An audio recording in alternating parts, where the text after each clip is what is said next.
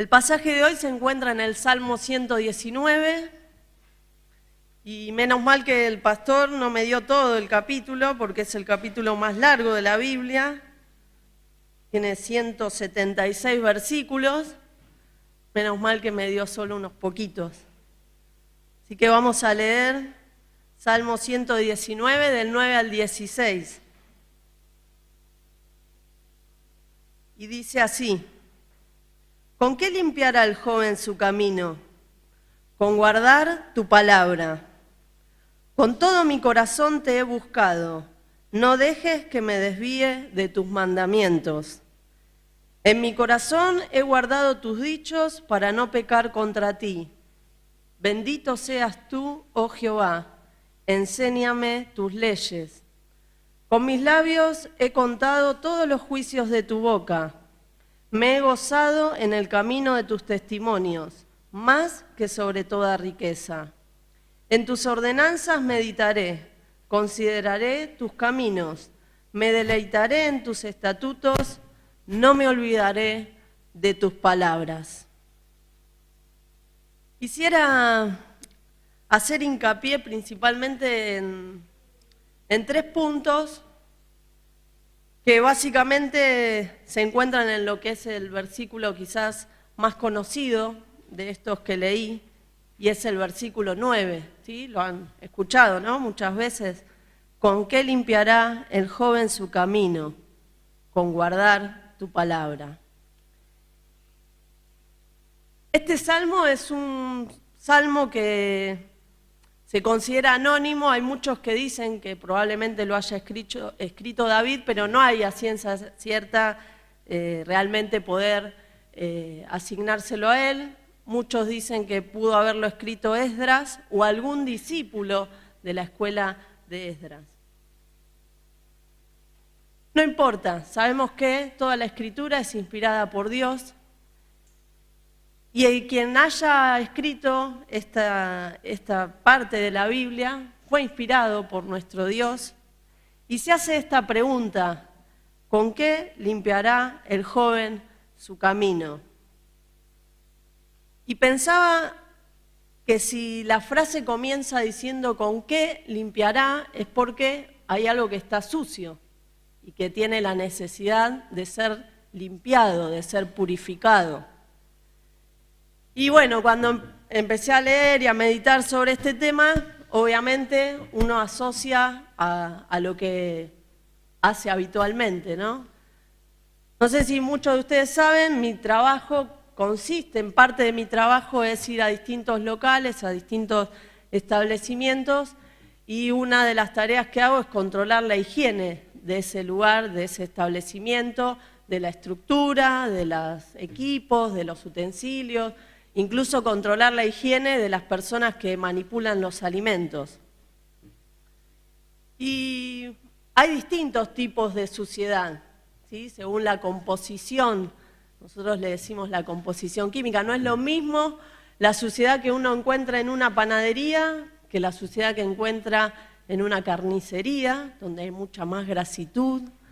Y no es lo mismo la suciedad que uno encuentra en un kiosco, donde todos los productos están envasados y quizás no es tan evidente la falta de higiene. Pero la realidad es que hay lugares donde la suciedad es demasiado grosera y muy evidente. Y por ahí uno encuentra restos de alimentos, restos de líquidos, incluso restos de embalaje tirados en el piso, o encuentra suciedad, como se le denomina, de larga data. Hay mucha grasitud acumulada, o puede ver en los ángulos de las paredes y el techo hasta telarañas, ¿no? Y esa suciedad es evidente, es bien grosera. Y bueno, la persona que es a quien vamos a controlar no tiene mucha vuelta que darle, está sucio y está sucio. Hay otra suciedad, y hoy yo pensaba durante la clase de la escuela dominical, cómo el Señor siempre, para el cristiano no existen las casualidades. ¿Estamos de acuerdo en eso? No hay casualidades. No es casualidad que muchas de las cosas que hoy habló Alicia en la escuela dominical estaban relacionadas con lo que el Señor me había estado hablando para poder expresar en esta mañana. Y ella hablaba ¿cómo fue que dijo? La suciedad por donde no mira la suegra, ¿no? ¿Por donde mira? ¿Que va al detalle? ¿Vos querés decir? Por eso, mira por arriba. Entonces, a veces hay suciedad que hay que buscarla por donde no mira la suegra. Entonces hay que fijarse abajo de los equipos, hay que correr algunos, me refiero en mi trabajo, ¿no? Hay que correr algunos paquetes o cajas para ver qué hay atrás, ¿no? Y qué nos encontramos, o arriba de las estanterías, o en los plafones de la luz. Y cuando uno empieza a hurgar, por ahí encontrás esa suciedad que no se veía a simple vista. Y hay una situación aún más complicada, y es cuando parece que está todo limpio, pero realmente no lo está. Y es porque hay una suciedad, que es la suciedad microscópica, ¿sí? Que no lo podemos ver a simple vista, y que, bueno, nosotros tenemos otros elementos con los cuales poder detectarla. Y esa es la suciedad más complicada, precisamente porque no se ve a simple vista, pero no por eso no deja de estar. Y es una suciedad complicada porque allí muchos microorganismos encuentran su lugar ideal y se quedan ahí y son protegidos por esa suciedad, esa grasitud que no se ve, y es muy difícil sacarlos, es muy difícil limpiarlos, forman estructuras de resistencia y después de esa manera los microorganismos pueden llegar a los alimentos y por eso nos enfermamos. Y a veces esas enfermedades son pasajeras y a veces, depende de la condición que tiene la persona que la consume, son enfermedades muy graves y hay enfermedades que transmiten los alimentos que pueden llevar a la persona a la muerte. Y todo tiene que ver con todo, ¿no? Porque a veces hay suciedad en nuestras vidas que no se ve a simple vista, que no es evidente, pero está, y que nos enferma y nos lastima y nos puede dañar. Yo dije que era una suciedad complicada de limpiar, ¿sí? Difícil de detectar, pero no imposible. No es imposible sacar esa suciedad microscópica y después vamos a continuar viendo de qué manera. ¿Qué más dice esa primera pregunta que se hace el salmista? ¿Con qué limpiará el joven? ¿Con qué limpiará el joven su camino? Y nos habla del joven y precisamente nos referíamos al principio a esto de hacer énfasis en el mes y en el tiempo de la juventud. Y la juventud es esa etapa, corríjame a algunos que por ahí entienden más, que le continúa a la niñez, ¿sí? Y es esa etapa donde, no sé, si quieren participar, ¿cómo es el joven? ¿Cómo es el adolescente? Aquellos que trabajan más con adolescentes pueden decirnos. Es rebelde, impulsivo, cuestionador. ¿Se acuerdan los más grandes? ¿Se acuerdan cuando éramos jóvenes? Yo les voy a arruinar el domingo a muchos. La definición de las Naciones Unidas sobre juventud dice que es la etapa de la vida que va desde los 15 a los 24 años. Así que bienvenidos a muchos a la edad de la adultez.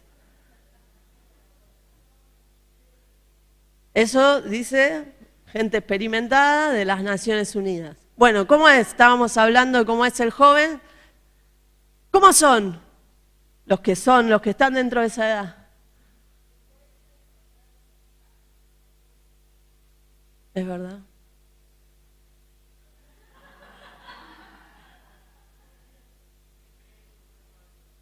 Es verdad.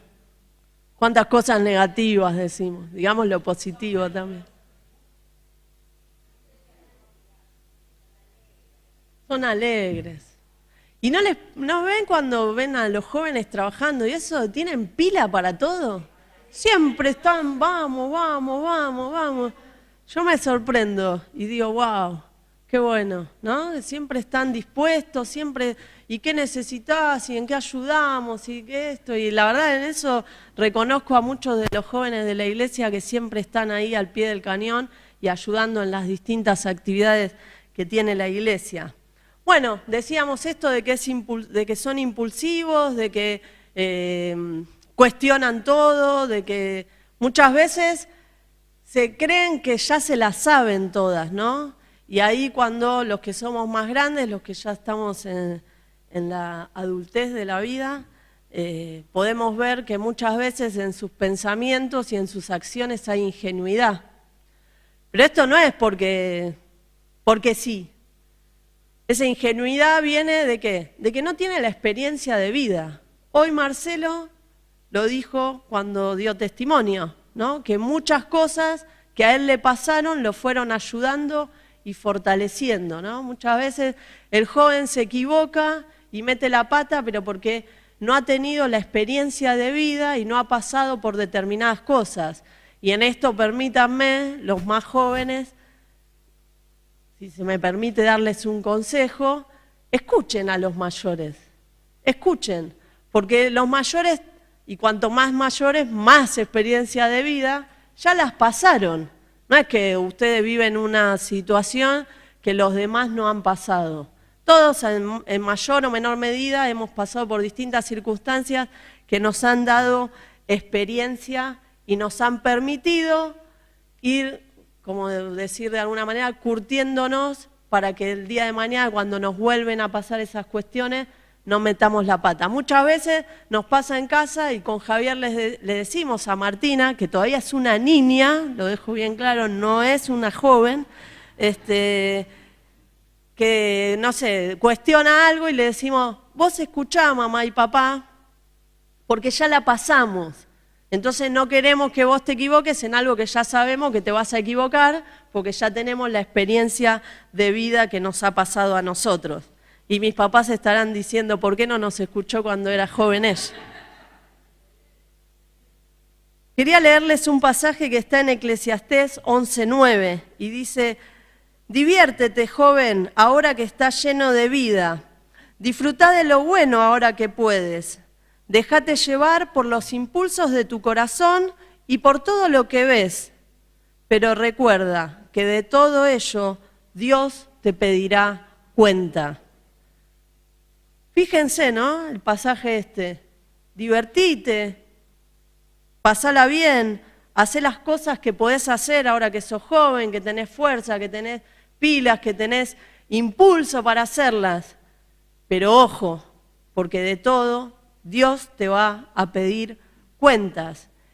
Y parte de lo que hablábamos hoy, y parte de lo que decía recién también Alicia en la oración, es que vivimos en una sociedad corrompida, ¿no? Donde todo apunta al pecado, donde se empiezan a distorsionar las cosas y lo que antes estaba mal, hoy empieza a estar, y bueno, capaz que no está tan mal, y lo que antes estaba mal, hoy está bien, y cambian los conceptos, no sé cómo decirle, los estereotipos de familia, de pareja. Y en todo eso está el joven. Y cuando nosotros los más grandes fuimos jóvenes teníamos también otras tentaciones y otras cuestiones, no es que antes no las había. Tengan en cuenta que esta sociedad, este mundo donde estamos hoy, está corrompido, ¿sí? Está lleno de pecado. Pero ¿quién nos puede dar la victoria sobre esta sociedad? Cristo, el Señor. Y ahora vamos a ver, todo va apuntando a cuando cerremos el mensaje. Hay otro versículo que está en 1 Corintios 10:23 y dice, todo me es lícito, pero no todo me conviene, todo me es lícito, pero no todo me edifica. Y muchas veces los jóvenes suelen decir, yo soy libre y hago lo que quiero, yo ya me independicé, ya no soy un niño, no dependo de mi papá, de mi mamá o de mi adulto responsable y puedo hacer lo que quiero. Es verdad, Dios nos hizo libres y lo dice su palabra, pero volvamos al versículo anterior. De todo nos va a pedir cuentas nuestro Dios. advierte de que nos está permitido hacer todo, pero no todo nos conviene, no todo nos edifica, no todo nos ayuda a nuestra vida espiritual, a nuestra vida cristiana. Hay algo que siempre me quedó grabado y es el tema de que, bueno, lógicamente, el que aceptó al Señor como su Señor y Salvador, ¿sí? A Jesucristo como su Señor y Salvador, ¿estamos todos de acuerdo que la salvación no se pierde? Menos mal, el pastor me dijo que sí. La salvación no la vamos a perder, pero ojo porque el cristiano puede perderse de muchas bendiciones, ¿sí? De la bendición esa que enriquece, como dice su palabra, cuando no hace lo que Dios quiere que hagamos. Cuando tomamos esa libertad y hacemos macanas y hacemos aquellas cosas que no nos edifican, que no nos convienen, que no nos son de provecho para nuestra vida espiritual. ¿Sí? Muchas veces la emoción del joven, la curiosidad, el enfrentarse a tantas cosas nuevas, le juega una mala pasada. También este pasaje, y esto es algo que descubrí en estos días, no solo le habla al joven en edad de lo que sería esto, como les decía recién, la definición de las Naciones Unidas, sino también que le habla al joven espiritual. ¿Quién es el joven espiritual? El que ya dejó esa primera leche, como dice la papilla. Claro, cuando ya se convirtió la persona, que es un bebé, es un niño, empieza a tomar la leche, la papilla, como dice, y está en esa etapa donde se empieza a enfrentar a la toma de decisiones, ¿no? El joven no es una persona que tiene que tomar continuamente decisiones. Todos tenemos que tomar continuamente decisiones. El tema es que cuando uno está en la juventud, son decisiones cuyas consecuencias te van a acompañar toda la vida. Por ejemplo, ¿qué vas a estudiar? Por ejemplo, ¿con quién te vas a poner de novio? ¿O con quién te vas a casar? ¿O de qué vas a trabajar? ¿Cómo vas a mantenerte económicamente? ¿O voy a tener o no voy a tener hijos? Todas esas, la mayoría de las veces, todas esas decisiones se toman en la etapa de la juventud, ¿sí? Y después nos van a acompañar en el transcurso de la vida esas decisiones que tomamos en nuestra juventud.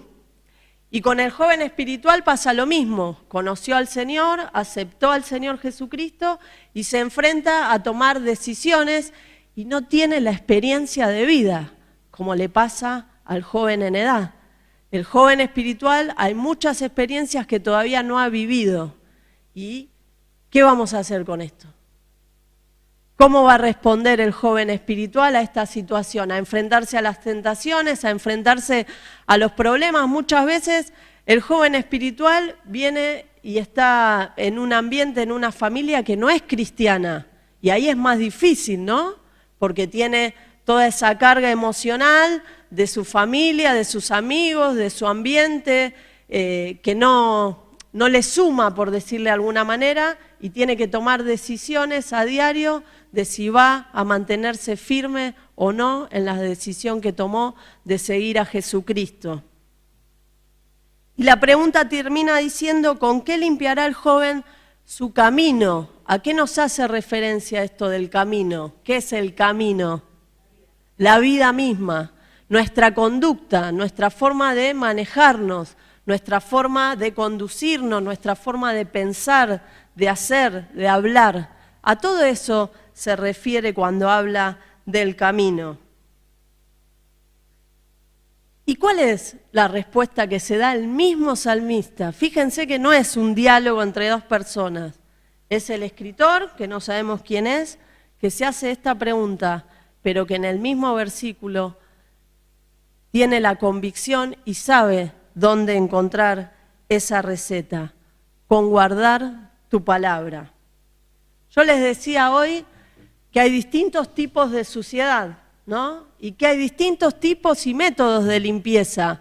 Hay distintos productos de limpieza, pero hay un producto, o un método o un procedimiento que lo es por excelencia y que permite la limpieza completa y eficaz de esa suciedad. En los establecimientos estos que yo les hablaba, en los locales y en los establecimientos de alimentos, el dueño, el responsable, el titular de la firma tiene la obligación de implementar, de poner en práctica lo que se llaman procedimientos operativos estandarizados de saneamiento. ¿Qué es esto? Sí, son procedimientos que están escritos, que tienen necesariamente que estar escritos y que las personas que allí trabajan tienen que seguirlas al pie de la letra para poder lograr que ese lugar esté limpio y poder asegurar que no haya suciedad, que no haya microorganismos que nos enfermen. ¿Cuál es nuestro procedimiento operativo estandarizado para nuestra vida, para poder limpiar nuestra vida, para poder limpiar nuestra conducta, para purificarnos, para poder tener una vida íntegra? Lo dice acá el salmista, tu palabra. Este es nuestro procedimiento operativo estandarizado. Acá está todo escrito, lo que necesitamos cada uno de nosotros para poder tener una vida íntegra, para poder tener una vida limpia. Y este libro, que es la palabra de Dios, nos da todos los detalles de lo que nosotros necesitamos para lograr esa vida íntegra y esa vida pura. Como yo les leía antes, en 2 Timoteo, el apóstol cuando le habla a Timoteo dice, toda la escritura es inspirada por Dios, útil para enseñar, para redarguir, para corregir, para instruir en justicia, a fin de que el hombre de Dios sea perfecto, enteramente preparado para toda buena obra. Es decir, que la Biblia nos va a dar todo lo que nosotros necesitamos, ¿para qué? Para ir hacia la meta de la perfección, ¿sí? Para poder llegar a cumplir lo que Dios quiere para nuestra vida. ¿Cómo hacemos entonces para permanecer puros en este ambiente, en esta sociedad, en este mundo?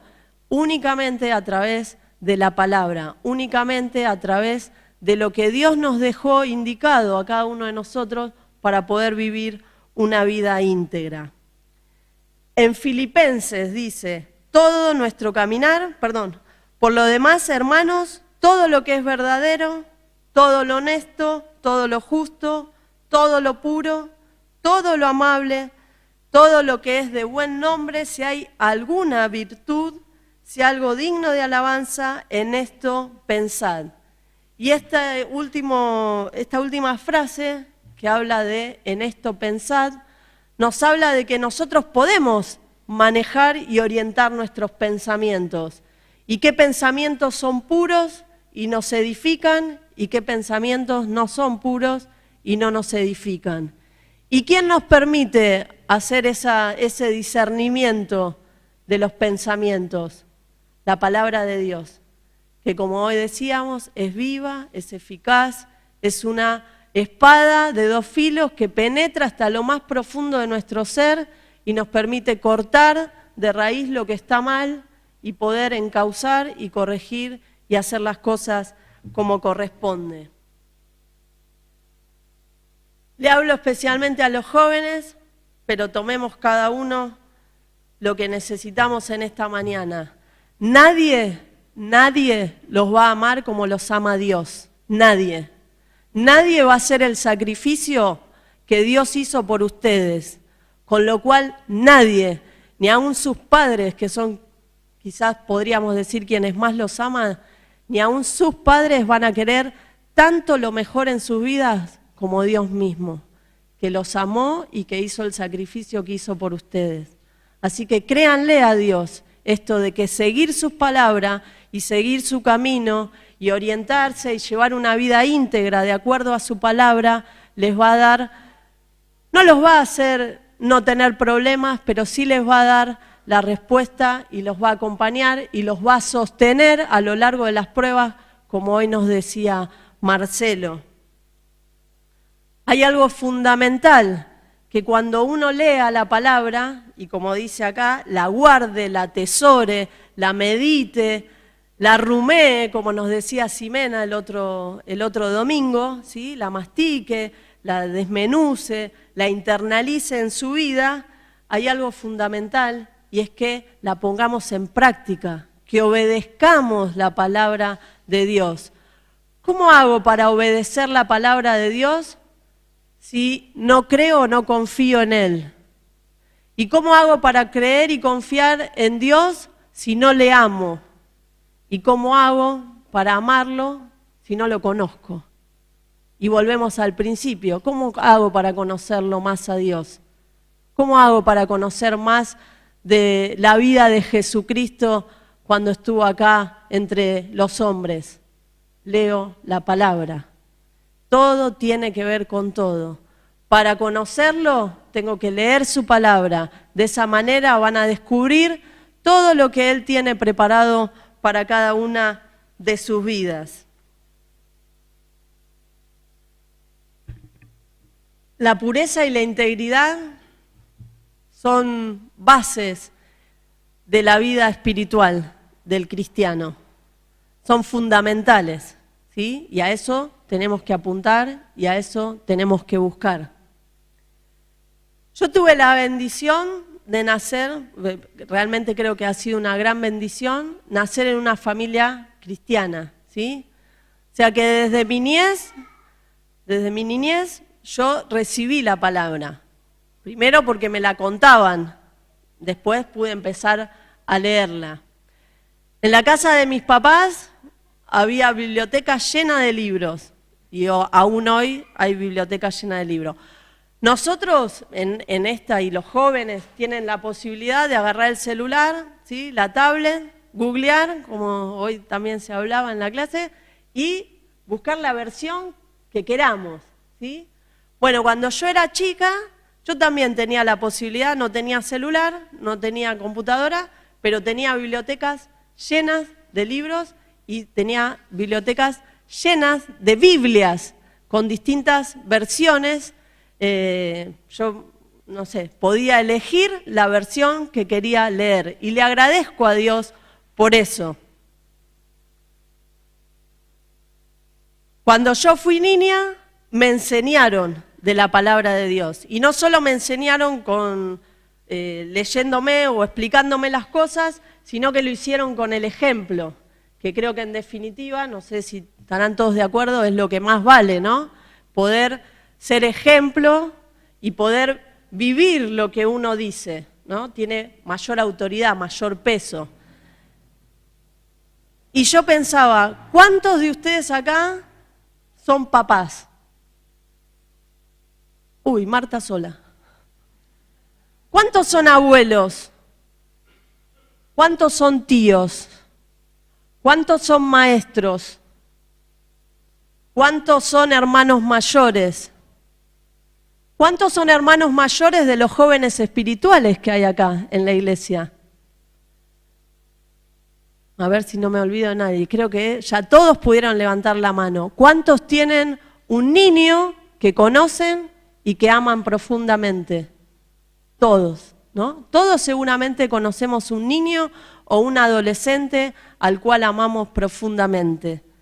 ¿Qué dice la palabra? Instruye al niño en su camino y aun cuando fuere viejo no se apartará de él.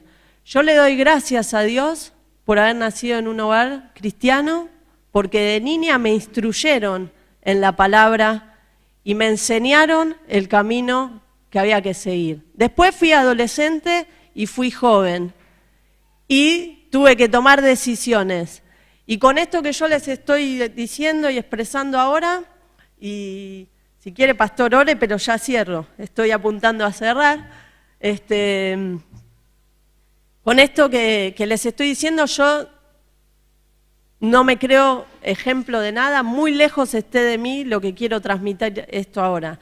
No es ser ejemplo, es simplemente transmitirles la experiencia en mi vida, lo que yo recibí de niña y todo lo que recibí a través de, esta es la Biblia que yo usaba cuando era adolescente y era jovencita y aún vivía en la casa de mis papás. esta era mi Biblia. Y yo todas las noches leía una porción. Y hoy Alicia dijo algo que también yo había estado meditando, y era esto de que justo esta semana Martina me preguntó si yo alguna vez había leído toda la Biblia entera. Y sí, cuando era adolescente tenía curiosidad y usé esos planes que hay para leer la Biblia en un año. Y tampoco los recomiendo, no me parece que sumen mucho, pero bueno, si alguno lo quiere utilizar, lo puede usar. Lo importante es que cada día por lo menos podamos leer un versículo. Si querés leer 2, 3, lo que el Señor te muestre en ese momento. Pero no dejes cada día de leer una porción de la Biblia, porque cada día Dios tiene una perlita ahí, en ese versículo, y que te quiere hablar específicamente a vos para tu necesidad de ese momento y tu necesidad puntual. Muchas veces leemos un versículo y a cada uno Dios le habla de una manera distinta y personal, porque es un Dios personal. Lee la Biblia porque esto es lo que yo quiero transmitir. Mi experiencia de vida, que podrá ser mucha, poca, no sé, para mí ya es un montón. Mi experiencia de vida, yo ya me pasé, creo que en 15 años, la juventud. Mi experiencia de vida es que todo lo que pudiste recibir en tu niñez y en tu juventud te va a sostener, como decía Marce, a lo largo de las pruebas, a lo largo de las dificultades, cuando tengas que tomar decisiones, cuando tengas que afrontar los problemas de la vida, cuando estés triste, cuando estés mal, cuando estés angustiado, lo que te va a sostener es lo que hay en tu corazón y lo que hay en tu mente. Y ojalá que eso pueda ser la palabra de Dios. Que Dios les bendiga.